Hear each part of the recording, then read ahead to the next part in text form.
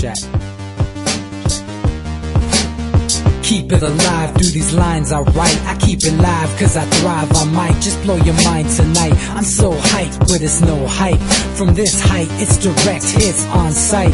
I'm your type, lend me your ears to show you that there's something in me. I'm not giving up, I'm standing right here, holding these days hostage. And I'll make this my year. We turning fear into love, and the love's in the air. I love doing this cause nothing compares. Nothing can share that same type of feeling when you feeling them flares. They can't catch it, it's havoc. I rip to a tear, switch a scenario. My stereos, I leave them impaired. Variables start to change and they're all in my range. I just gotta grab it, it's all mathematics. Every step is drastic, I make it fantastic. I'm trying to take your breath away.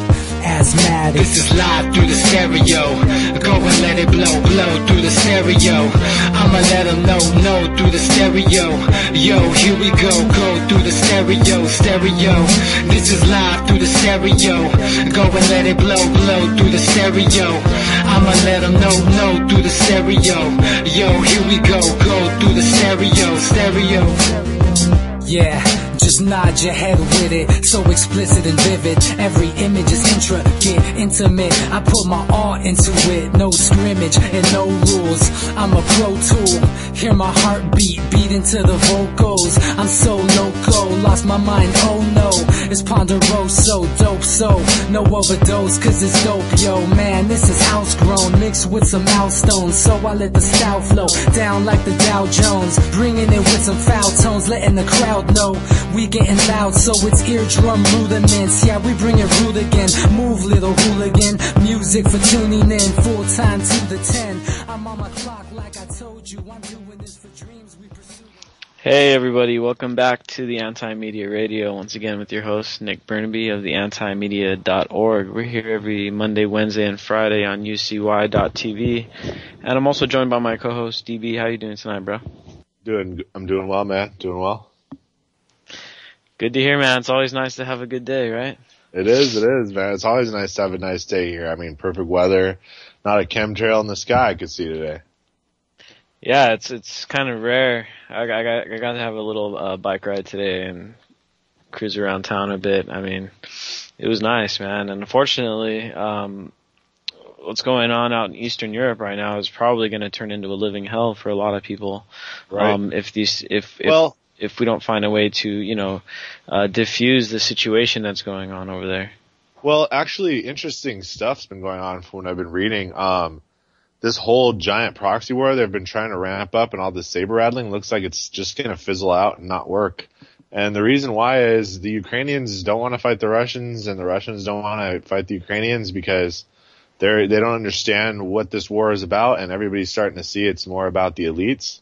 And they're just not going to be behind it. All these agent provocateurs that tried to start something off with sniping people and things that, either those guys got caught or pulled back and the agenda didn't work, man. They're not going to allow a giant, huge war to erupt. At least it doesn't look like it.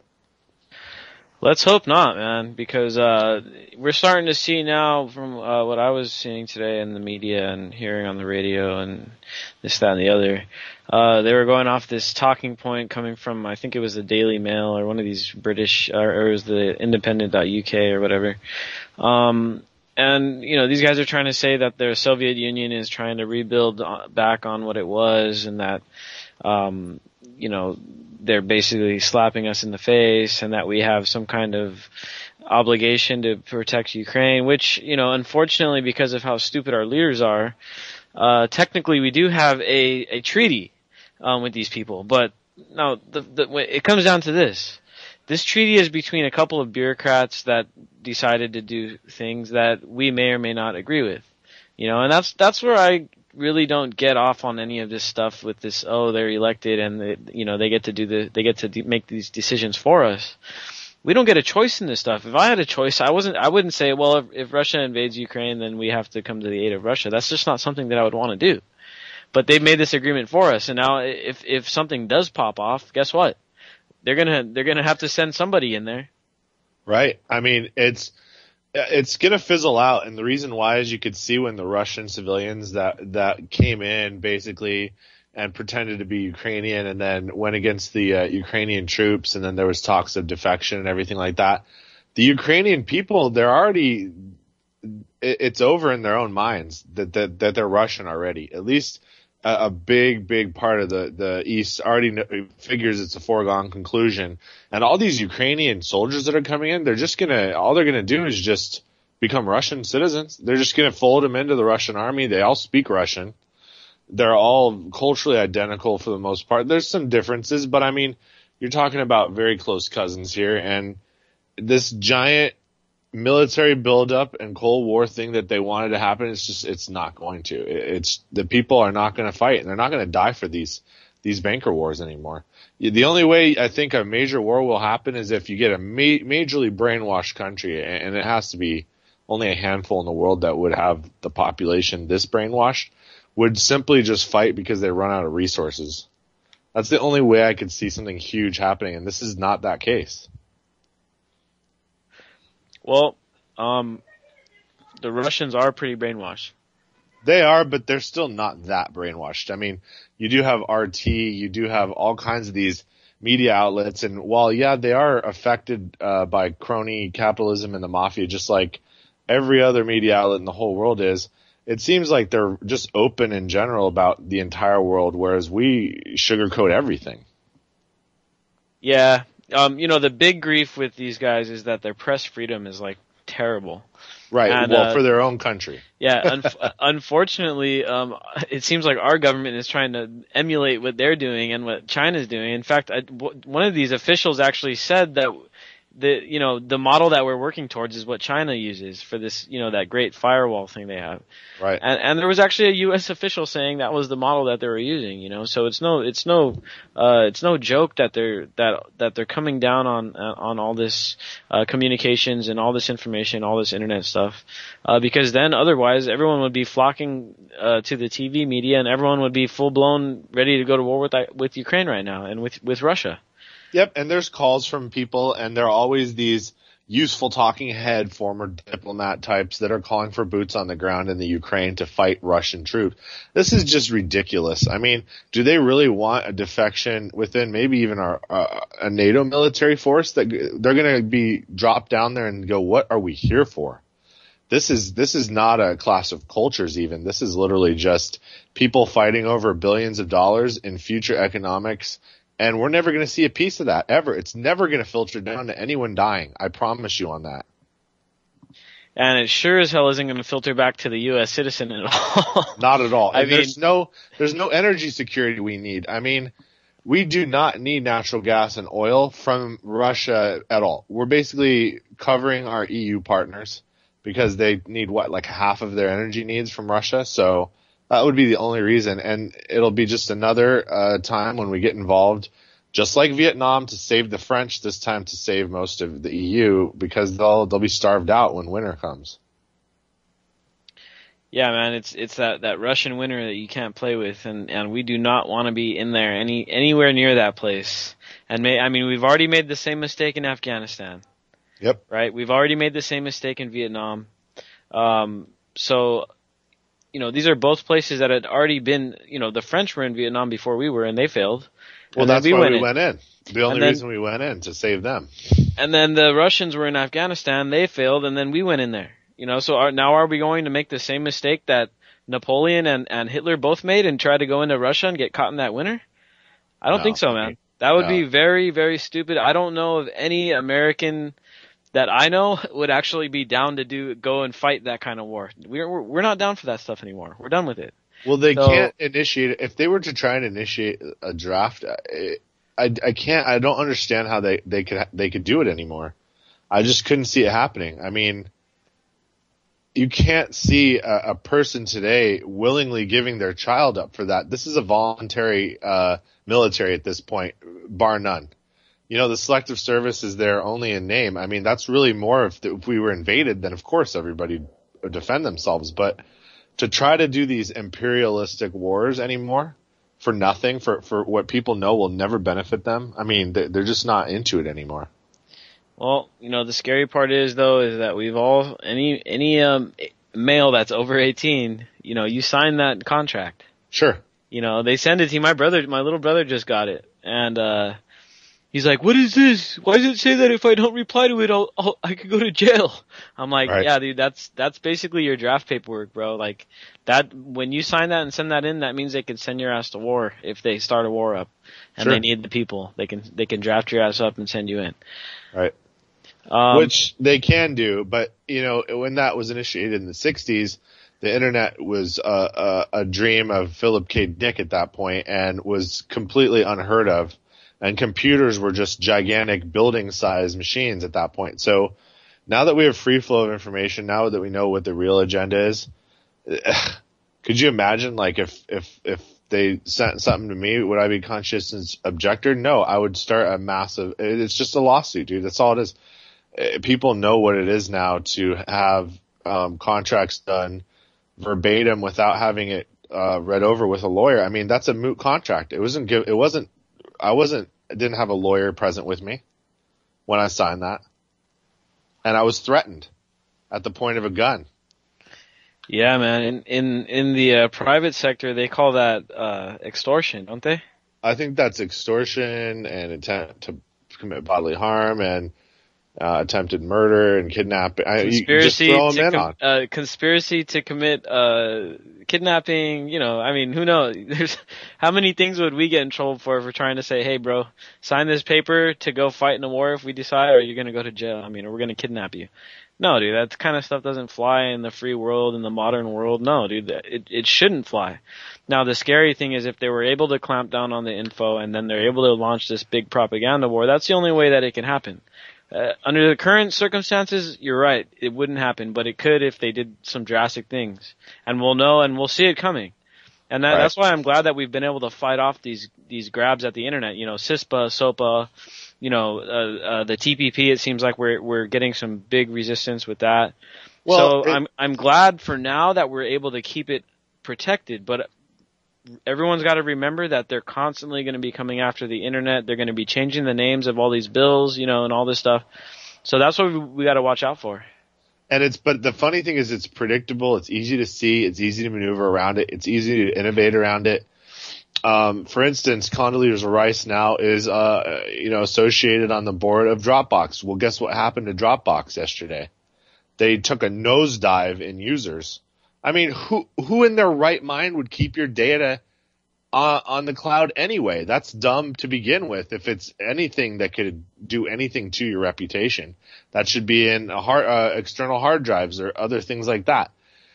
The fact that she's on the board of that means it's already it's beyond crony capitalism. This is marriage between big business and big government, and now they're buying startups left and right. So you can be sure that if something gets big, it's bought, move on to the next startup. Whoever's, this is why I wish somebody would just invent, even if it was very basic, a Facebook that just didn't track you. If somebody would come up with that and get this thing going, they would kill. Just add content. That's all I want. Just no tracking. I'll look at your ads. I'll click on your links. Just no tracking, no biometrics, no facial rec. It's just, these are tools of the trade for maniacs. You mean respect privacy? Oh, you mean respect my actual natural born rights? The same thing that the people that invent this technology and use it to do what? Suppress the oppressed? Is this the way we're going to move forward as a race, as a human race? I mean, we're going backwards and we're going into a new dark age if that's going to be the case. Exactly, man. Now, here's the thing that scares me about Ukraine, is that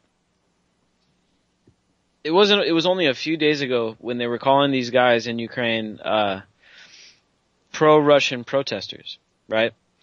But all of a sudden, it seemed overnight, happened about 2-3 days ago, all the media, as if they were taking orders from one person, which basically they are, they all started calling these guys militants, pro-Russian militants. They went from protesters to militants. Well, they're armed. Which basically means this. Let's remember that America is the beacon of human rights. We're the beacon of democracy. We're the shining light on the hill, according to our Congress and our president.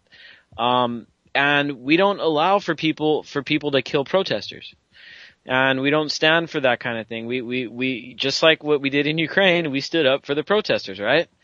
But now what's happening is just like what happened in Egypt. Now the new government of Ukraine is going out to the east, and they're let's face it, they've killed a few of these protesters. They're probably going to kill a lot more. And now the media is switching the agenda and saying, okay, well now now they're militants, now they're terrorists, now they're not protesters anymore, they're militants. So now they can justify it. In fact, I heard Jay Carney in a statement say that they're trying to figure out more ways to support the government of Ukraine as they kill these guys. You know, so it's just another slap in the face of hypocrisy. It's just another, just flat out, it just totally exposes what these guys are doing, where it's for democracy when it's convenient, when it's inconvenient, when it's politically expedient. They don't care about democracy. They don't care if you're a fascist dictatorship. They'll support you. You know, and it's just coming to, you're just able to see it so clearly now. You know, that it's just not even a question of if or are these people corrupt. They are. This really is what simple. They're doing. It's really simple what's happened, man. It's like the three super states have come to a collision point.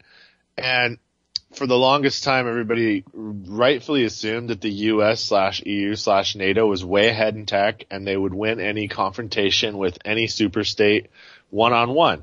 But because the geopolitics, because revelations have come out, because people understand that what's going on in our leadership base is beyond just domination of the world, but actually transhumanism, changing the globe through GMOs, changing it through robotics and drones, and hacking into everything and controlling everything that's artificial, and then eventually biohacking. I mean, these are things that are not going to just change this power structure, but humanity for the worse, because we need to evolve and adapt to a changing environment naturally and do that over the long term. We can't allow the elites to hop, skip, and jump and then leave everyone else in the dust. And that's generally what's going on. And the Russian leadership and the Chinese leadership understand this. And I believe that they think that they'll be left behind or eliminated themselves. And I believe that that's what's going on now, is you're seeing basically two other superstates realize that the one we're in, Nick, is just ridiculously all powerful. And if it's not checked, it will become a monopoly worldwide. It'll just become one country and one government, and just like they've always said all along, the new order of things. And then all we see is an arms race and a proxy war and a military-industrial complex build-up.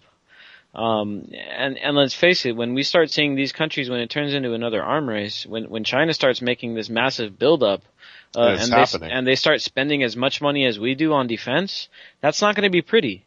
And just like the rest, to a lot of the world, it's not very pretty what we're doing. Yeah, the average American citizen doesn't realize it, or they don't care because they're living decent. But unfortunately, if this does turn into an arms race, we're going to see these proxy wars spill over. I mean, I wouldn't be surprised to see it spring up in Mexico, and definitely in the Caribbean and Middle America, South America. And it's going to be just like we saw before, where, the communist threat and the red threat and this, that, and the other thing, when in reality, it's just a military industrial complex buildup by both sides. It's a transfer of wealth from the poor people, not only in the U.S., which right now we're the ones paying the majority of the money that funds most military activity in the world, but soon it's going to be the Chinese taxpayer that's going to be, shouldering this debt, and the Russian taxpayer that's going to be shouldering this debt. Right. And it's all unsustainable, man, and it's just going to lead to very dumb things happening. And the thing is that they'll throw it on America first, but only if they can disarm us. And if they can't disarm us, which looks like they're not going to be able to, then they go to plan B. So plan A was disarm us and then basically leverage a bunch of land to pay off our debt to China. And now it looks like plan B is that we're going to allow China to own our solar infrastructure. I don't know if you've read about this, Nick, but they've been saying all along that we need gas oil and everything else and shale drilling, and they know all along that our solar tech's at the point now where we can go all solar. And so what they're going to do is install this whole new infrastructure right under our noses with private interest from China. And then they're just going to basically drop an EMP off over the U.S., knock out all the old crap, and then China's going to own our energy infrastructure, and then debt is paid. How does that sound? Well, isn't that what Harry Reid is trying to do over at the Bundy Ranch? Yeah. So if you want to be a millionaire right now, start buying up solar everything. Just buy a $1,000 chunk in every company you can buy a stock in that has anything to do with solar. If China's behind this, if we're allowing direct investment, then we know for sure that our old tech above ground, all the wires you see in all those substations that run off nuclear power generators and coal plants, those are all going to be deleted by a solar flare, in quotations. You know what I mean? A solar flare will hit us. It'll knock it out. It'll keep the solar infrastructure going, but China's going to own it. So get in on that right now. I'm calling it. You want to be a millionaire, buy solar right now. Just buy it up randomly, whatever. Buy it up. $1,000 stock will probably be worth $100,000 in 5 years. Well, the good news is that the solar tech is getting to the point now where it's efficient, and it's cost effective. Yep. And that's the good news. And it's made in China. And China owns all the rare earth that makes the panel. And then it's far more efficient than they've said. They've already had many generational jumps. It just hasn't filtered over yet because it's not on an industrial scale. But now that big business will get involved, you're going to see all of the grid powered by solar. All of it. Well, yeah, man. If Harry Reid's over there, pushing for it, that's what's coming next. Yep. And they're not going to make a cylinder flop again, so they're going to privately finance this stuff through the corporate giants, and then they're just going to use Chinese money. Instead of getting loans from the government like Solyndra did, which they got $500 million or something retarded like that. Yeah. They're going to get the Chinese to finance this stuff, and then they're just going to use government favors. And that's exactly what they did in Nevada, where Harry Reid's son, forget his name, who cares, but he basically secured this land for the Chinese for like pennies on the dollar compared to what it was worth. So that's what they're going to do, is they're going to use the crony money, they're going to use the politicians to get them sweet deals, zero income tax or zero property tax, whatever it's going to be. That's what's going to happen. Yep. And now let's look at it from the other side, is like the way that we should be going about this stuff is community-oriented energy co-ops or having your own solar on your own house or your own alternative energy on your own house. That's ideal. But if you don't have the space or the money to do it yourself, then try to set up a community-based energy, solar array or whatever. And then you don't have it in this corporate control where the Chinese are owning your neighborhood's power. Right. I mean, this is what's going on. They know that they can't disarm people. So they're not going to be able to do a military takeover or actually occupy any land, like take the West Coast like they'd been planning forever. So plan B is they'll just sell us out piecemeal, just like Greece was sold out to the banksters. Those same banksters will sell us out to the Chinese banksters, and that'll be it. So this is the future. Something's got to be done to avert a war between us and China, because that's the end of the world, and it is self-preservation. But these dudes are making trillions also. So get in on it. It's inevitable, or we'll fight them. So if you think it sucks that we're selling out to the Chinese, cool. But the alternative is the worst invasion you'll ever see in history, D-Day times a million. I don't know. It would just be awful.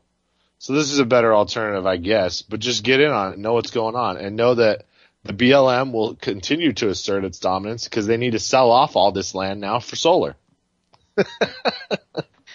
Yeah, man, and I doubt this Bundy Ranch thing. It's not going to be. It's not the end of it. Beginning. You saw the amount of agents out there. There was a lot. Yep. They had 200. They had snipers, massive amounts of helicopters, and all this stuff. So, I mean, this kind of thing will probably become more common, and it's gonna be this escalating. Not only having these tensions east and west.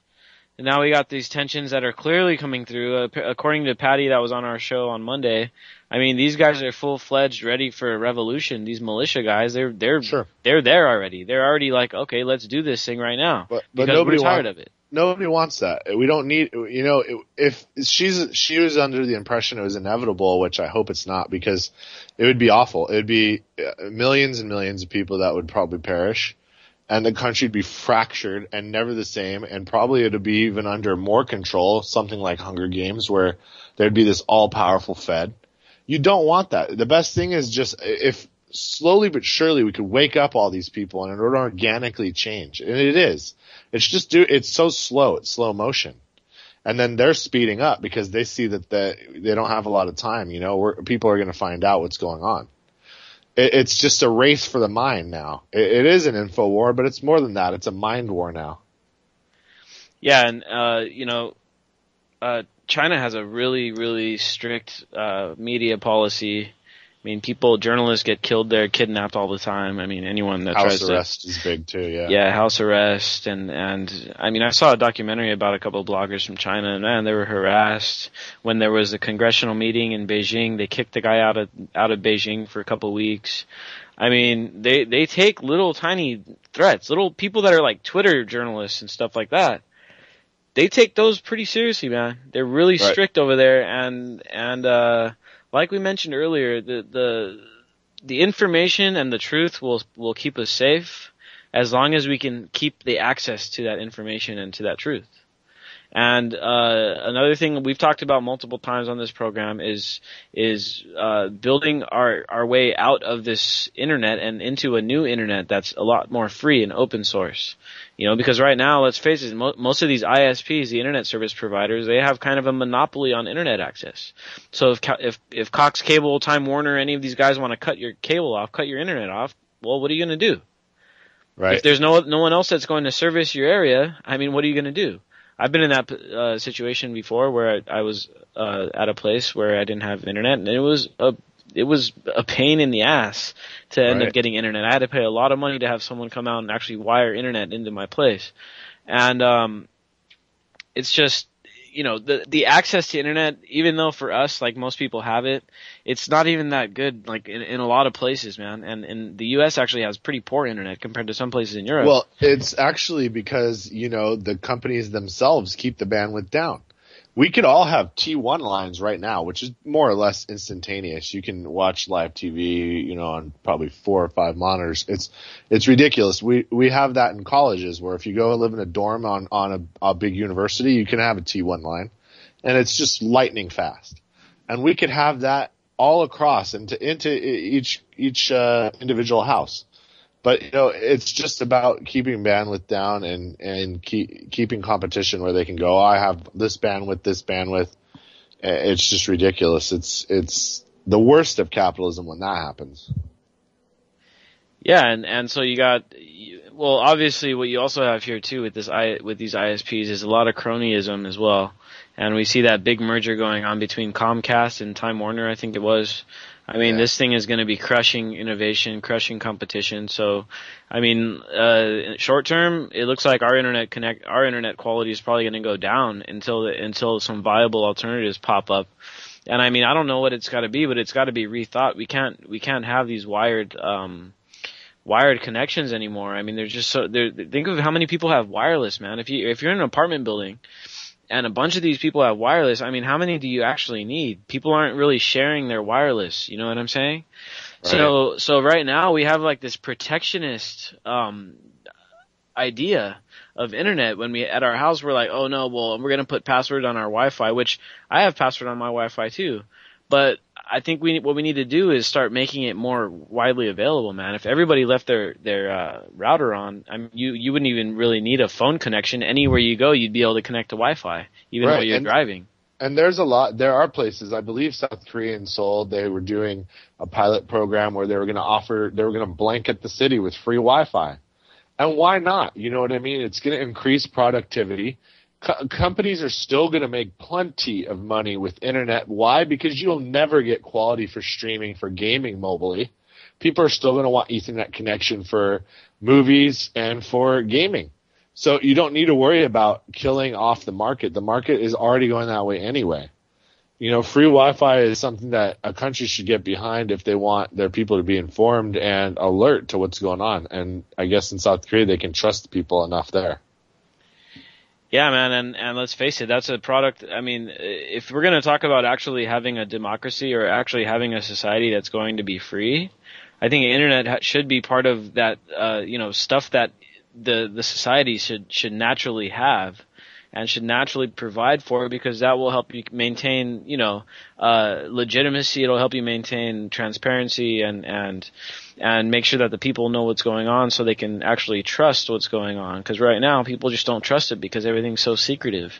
I mean, and think about it. Obama ran on a platform of being the most transparent presidency ever. And the reason why he ran on that platform, because judging by the polls, it says, okay, well, people want us to be transparent, so let's say that we're going to be transparent. Well, that's the thing. People do want us to be transparent. That's why a lot of people that are former Obama supporters are so pissed off that he's like actually the most secretive president. Because that's what people want.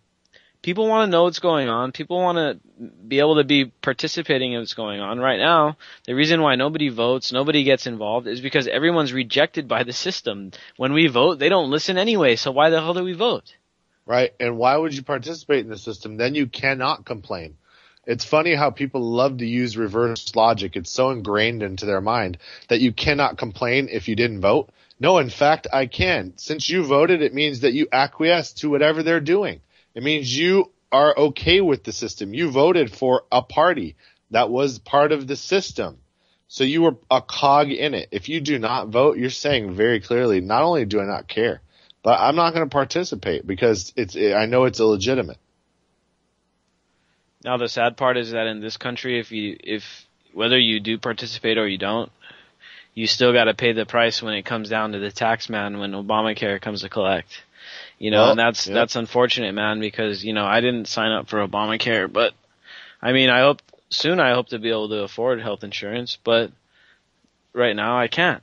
Why should you have to afford it? Why, when we spend so much money on destroying the world all around the world for the good of the few, that we can't divert a little smidgen of that and provide it free for everyone, just like they do in every other first world industrialized country.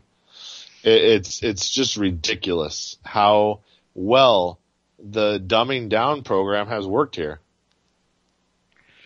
Yeah, man. I mean, it's probably because most of these other countries in Europe and places like that don't have these huge bloated foreign policy budgets, man. And the other thing is that these countries are a bit smaller.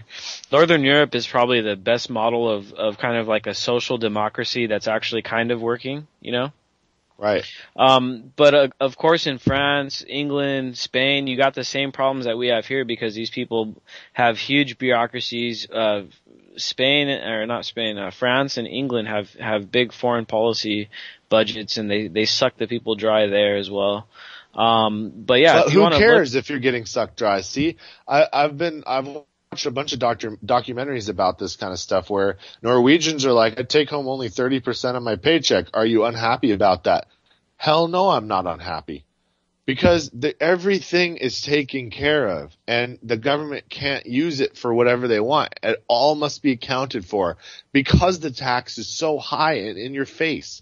In the U.S., we like to say, well, you don't have that much taxes here. You know what I mean? Dude, you get taxed to death here. People have no idea. And does anyone know where it goes? Nope. Nobody has a clue where any of their money goes, and you're not seeing it. I challenge you to go find out where any of your tax money even goes. If you pay into disability, did you know you might not get it if you don't reach a certain threshold?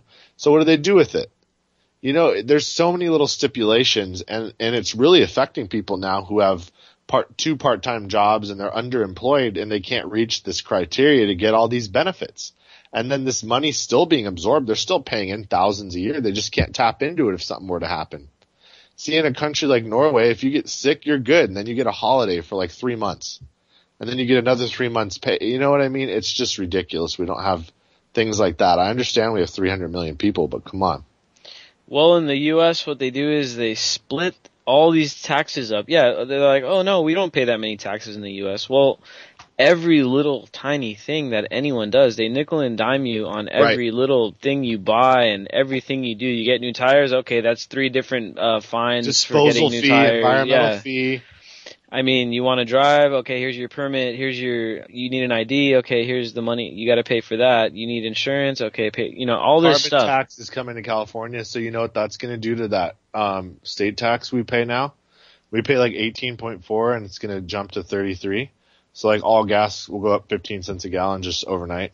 And then let's talk about, I mean, how much tax do we pay on a gallon of gas here in California? Like 35 cents, 40 cents? Like 80 or something like that. Something ridiculous, man. And that's every gallon of gas. I mean, this is a huge, huge tax.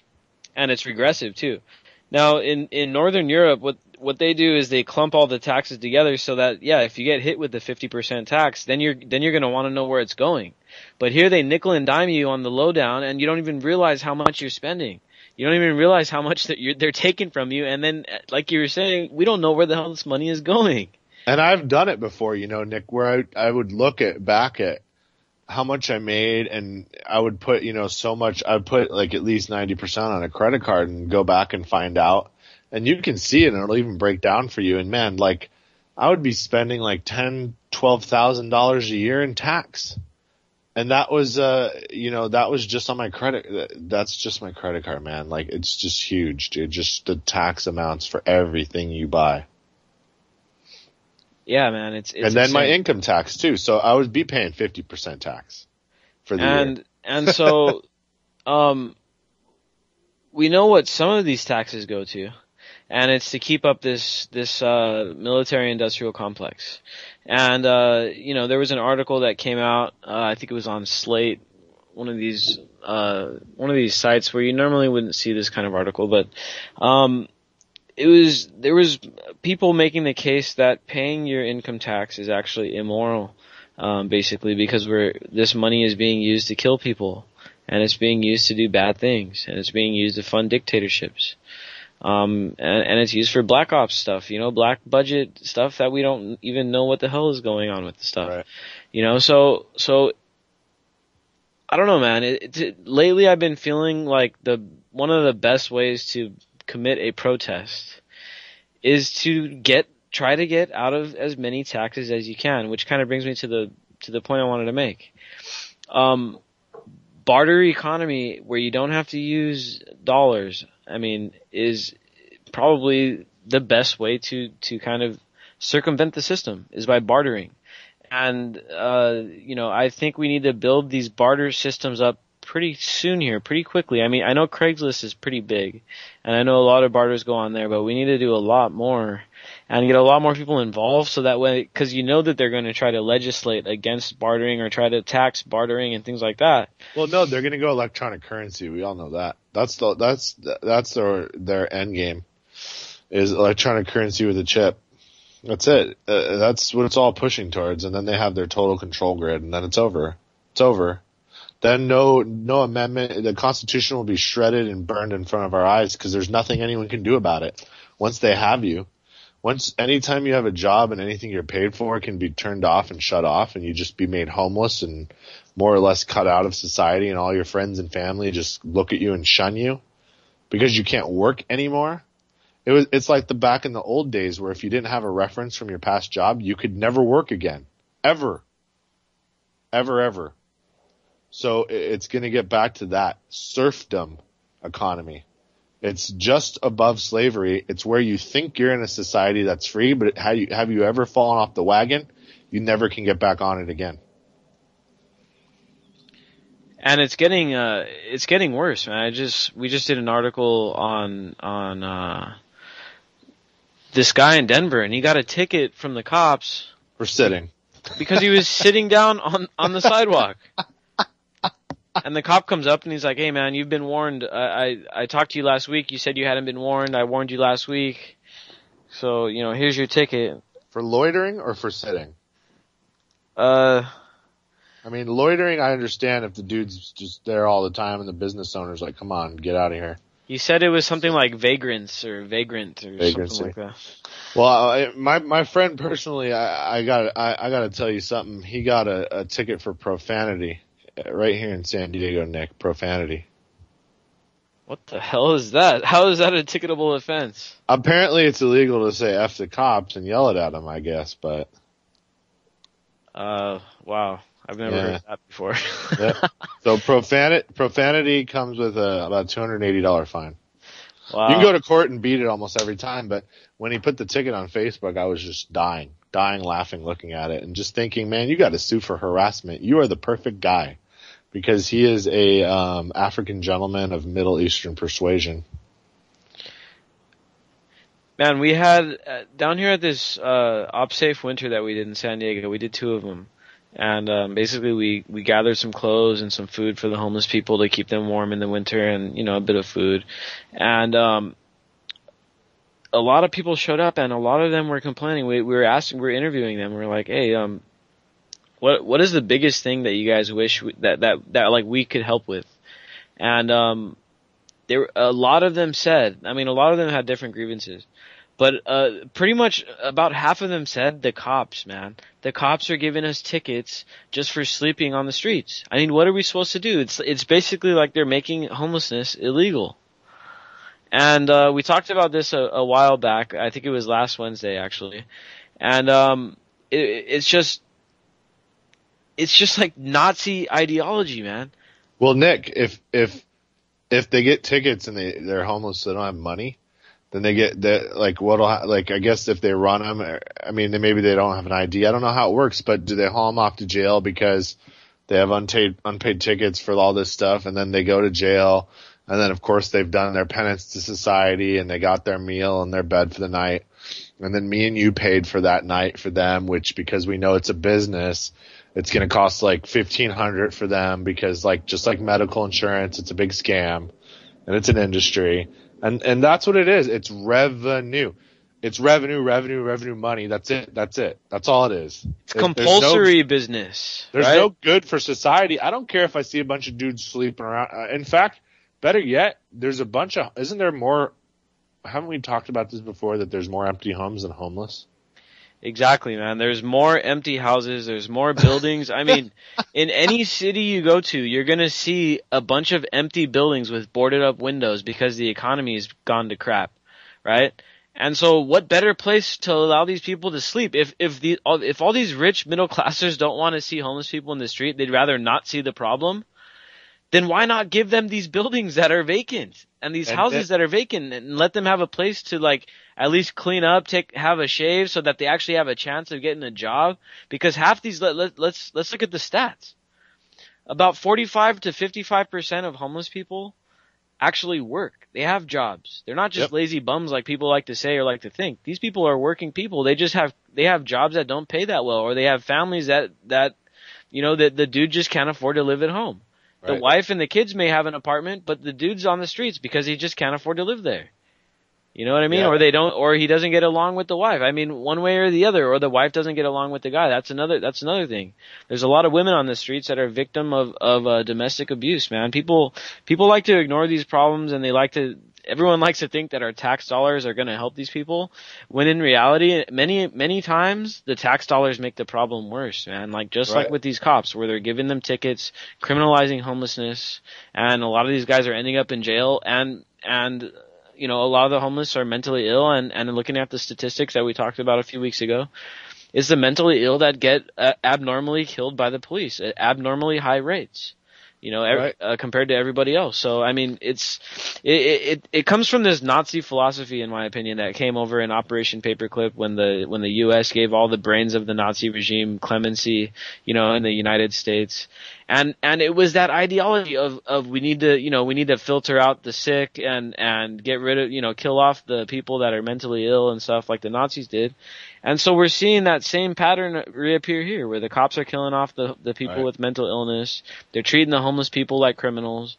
This stuff has to stop, man. And it's a huge social problem in this country. We have economic and all these foreign problems and stuff, but let's talk about these social problems, man. This is one of the biggest. And it doesn't get enough respect, and people just love to think that they're just lazy people, and it's just totally wrong, And everyone in their own community, it can happen to anybody. That's the thing, is that there are people right now that are homeless that do have degrees, or that just fell off the wagon of society, so to speak. Perhaps they were in a job that didn't give them much money, but they hadn't put in quite enough to get benefits. And so when they were laid off, they literally became homeless. You know what I mean? There are people like that. And when you fall off the wagon and maybe the best job you can get is minimum wage, you can't move out. Where are you going to move out on minimum wage here? You know what I mean? You can't do it. And if that's even if you're working full time, and you're lucky if you get those hours. I know that Father Joe's Village is here, Nick, that there's lots of people living in those free or very subsidized apartments that go to a full-time minimum wage job down there. And that's just where it's at. You know what I mean? Yeah, man, I got to take a tour of that place. It's funny. One of our March Against Monsanto organizers works there. And, I mean, it's like a city, man. This guy, he's a Catholic, priest, I believe, Father Joe, and he's got a city down there, man. He's got like a couple of acres worth of big buildings, and it's a great vision. It's what we need, a bunch of those, and we could do that. Like with all these dilapidated buildings, it gives me a great idea. With Detroit basically being sold off piecemeal, I can go out there and get an old automotive factory. And there's plenty of people out there that have nowhere to go, and I can stack up beds and they can rebuild that place and we can turn it into a giant organic hydroponic factory for free. All my labor will be free. It's just a place to stay for people, and we'll build it up. And then they'll get jobs there. They'll be all my employees in my new co-op. There are innovative ways where people can go if they just have just enough seed money to get it started. And there's places that are being sold out, and we can buy it. American citizens can buy it. Stop going to work and buying big screens. Start buying plots of land. Start getting old warehouses and using them so the people from across the ocean don't, and turn this into a place you don't even recognize in another decade. Yeah, man, because any country that's facing a debt crisis like we are, you know how they like to say, oh, Greece is huge. Our debt ratio is worse than theirs. Way worse. Okay, and Cyprus we already saw they jacked 25% of everybody's money in the bank in Cyprus. Yep. And then what they did in Greece is they basically sold out from underneath the people all the public infrastructure over to Goldman Sachs. Right. You know, and a lot of these people like to say, oh, it's privatization. Well, I guess you could say it's privatization, but it's kind of this quasi, Goldman Sachs is one of these government, quasi corporate entities. It's not by far it's not a legitimate free market business. This thing is, we're talking about people that have prime ministers that used to work for them that are stationed all over Europe. You know what I mean? So that's what they're doing here, man. And they're collateralizing all this stuff. It's all debt, and it's all this land is being sold off. My buddy just told me up in Idaho that the rumors are true that they are building a Chinese city in Idaho. It's about, I think he said it was 50 square miles or something like that. It's huge. Well, all the wealth, this is what's going to happen. It's going to be the strangest thing when I bounce this theory off you that some people have, that we're doing another paperclip type thing right now, because China's their ecology, their arable land, they've basically destroyed their ability to grow food and poison themselves so bad that if there's just a slight hiccup with our own crops, Nick, and we can't throw food over there, they'll have a famine and they'll have a revolt. So the richest, most influential, most powerful are moving over here. We're taking them. Wow. Why? Because it's way safer. The military is ironclad. Soon the grid's going to be up. The people will not be able to do anything about it. And that's how it's going to be. But at the same time, I think our country is also facing its own brain drain. Sure. Because I think the people that really know what the hell's going on are starting to make plans to getting the hell out of this country. Well, if you can and you want to give up, there's an option. But the question is, where do you really go? And the only place that makes sense is South America, but that's being bought up too. Shit, man. I think Africa would be the safest, although at the same time, it's the most dangerous. Oh yeah, your life expectancy will not be you may not be killed in World War III, but you'll be killed by some other means. Well, yeah, I mean, especially if you're in the wrong place at the wrong time and the wrong people are around, you're not going to do well over there. Oh man, yeah. I mean, it's like the people at large can stop this thing from happening. We can stop all this bad stuff with ideas like you were just saying, about starting up these warehouses, gardens, and places for people to live and work. Because, the whole thing is that the economy that we're living in right now isn't actually real. It's not a real economy. We're not living in a free market. We're not living in a voluntary type of economy. You know, we're kind of living in this society that's dominated by corporate interests, propagated by government, and controlled by propaganda, man. It's not, we don't have any truth in our advertising. There's no truth in our products. Everything is made with all these weird chemicals that they don't bother telling you what they do, because if you found out, you wouldn't eat the stuff anymore. So, Right. What we need to do is like just keep building on these new ideas, these open source ideas, organic ideas. I mean, that are just much better and more truthful, and in the end, once we start perfecting these ideas, they'll become more cost effective and more convenient for people eventually.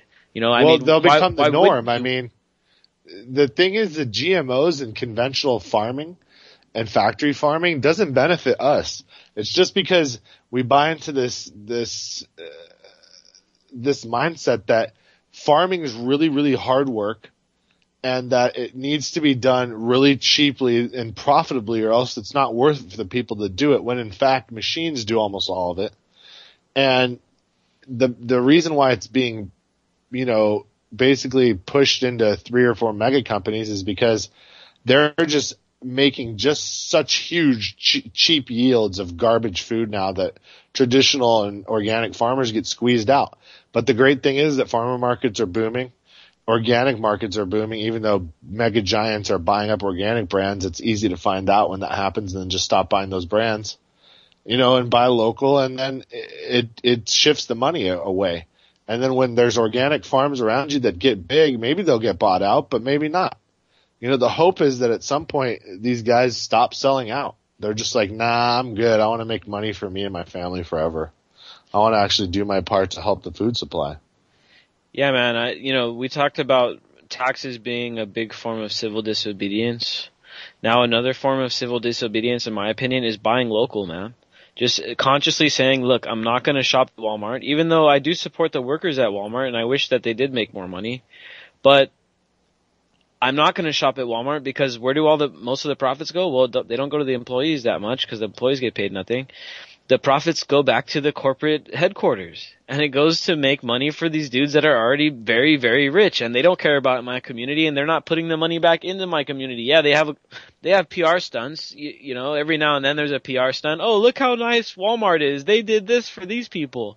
When in reality, that's a tiny fraction. Not only that, but it's also a tax write-off. It's not even like they're doing it to help people. It's to do it for a tax write-off, dude. And if you want to see where the money went, go to Bentonville, Arkansas, and see where their major headquarters is, and then all the McMansions all over the place. Because if you're working at Walmart's headquarters, you know, you're obviously in corporate, so you're pulling a lot of money for Arkansas, right?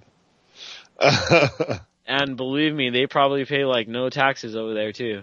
Oh, at 15%, just capital gains. That's it. Hey, look, don't pay taxes. Just feed it directly into the governor's bank account. Well, just feed me directly Walmart stock, and it will be sold immediately, and I'll only be taxed 15%. Yeah, and then also, it's also a publicly traded company, so it's probably also owned by the, usual cast of characters, the Goldman Sachs of the bunch, you name it, dude. The people that own Monsanto, the people that own pretty much everything probably own Walmart as well.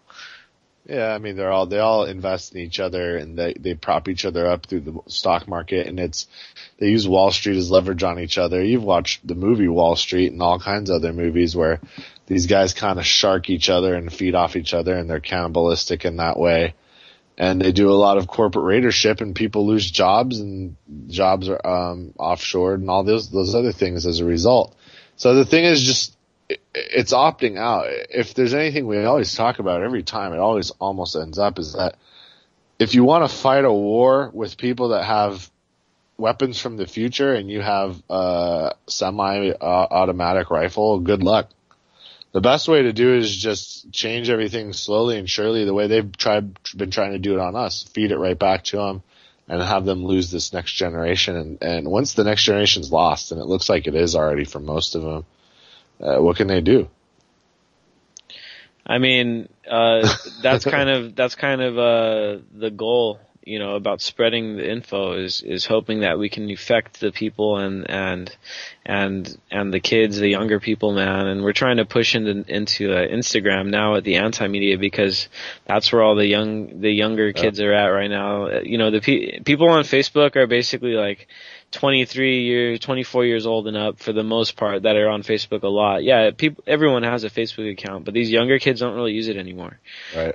So we're trying to push into Instagram and all this stuff, but the youth is where it's at, man, and they have every generation has a better chance than the one before it to make a bigger difference, man, because the technology keeps improving and the society keeps evolving. I mean, think of it back in the day. I mean, my parents were able to be in a interracial relationship back in the day, man. That wouldn't have stood.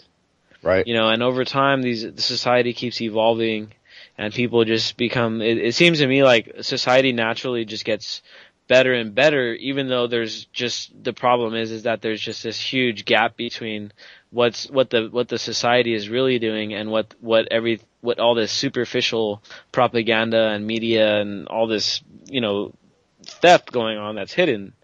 That's what's messing it up.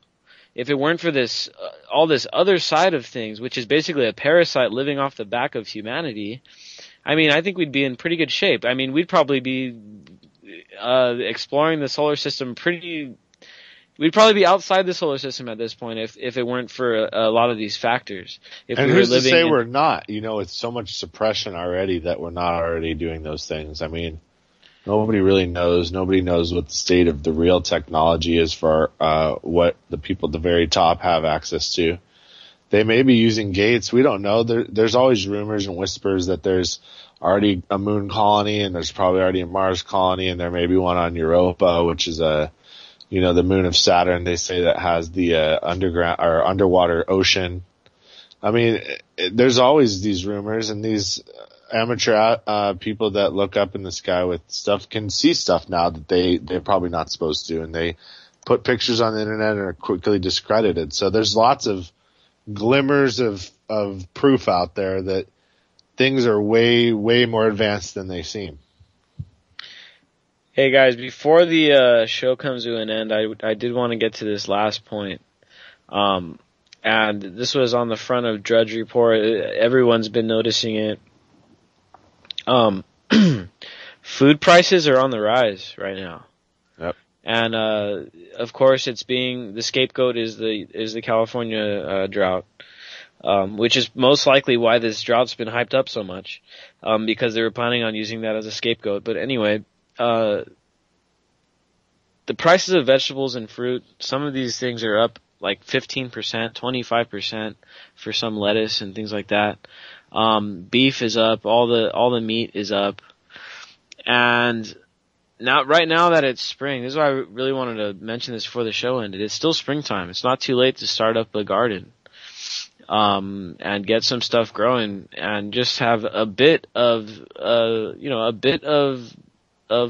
preparedness, I guess you could say. Right. By having a garden, and a garden's a great way, and a garden's a great start to start bartering too. So if anybody wants to get serious about bartering and stuff, I mean, start a garden or locate some fruit trees that are going to waste nearby, because I know around here there's actually a lot of trees that people just let the fruit it just goes bad on the vine because they don't pick it. Right. It's like, dude, I can go there's a lemon tree right around the corner that literally has like almost 100 pounds of fruit on it. And I can probably, if I went up there and asked that lady, they'd probably let me have it if I gave them like $10-15 or something, or maybe even for free. They might think I'm doing them a favor. Who knows? Then they don't got to pick it up off the ground after it goes bad, because a lot of people, because right now everyone's still in this bubble thinking, I don't need that damn tree. It's just a damn lemon tree. It's a problem. I got to clean that shit up when it drops the fruit on the ground. People think of it as like a bad thing. It's like, dude, you know what those lemon's like acid. That shit's so valuable. You could use that for a lot of things. Oh yeah. Lemon has a million uses, dude. So it's like, at least in where I'm at, this used to be where they grew a lot of lemons. So I mean, there's a bunch of, when they cut down all the lemon trees to build up all the houses and apartments and stuff, they left a lot of the trees in the backyard. So even though people have small backyards, they normally have like 2 or 3 fruit trees in each one, and they're all like old and established from like the 40s, 30s, 40s. So it's like you've seen my orange tree in my backyard. It's like old school. but it puts out a lot of oranges, man. So I mean, that's a great way to start bartering is with food. Growing some food, getting some trees going. I mean, why not? Now it's better. It's better time now than ever.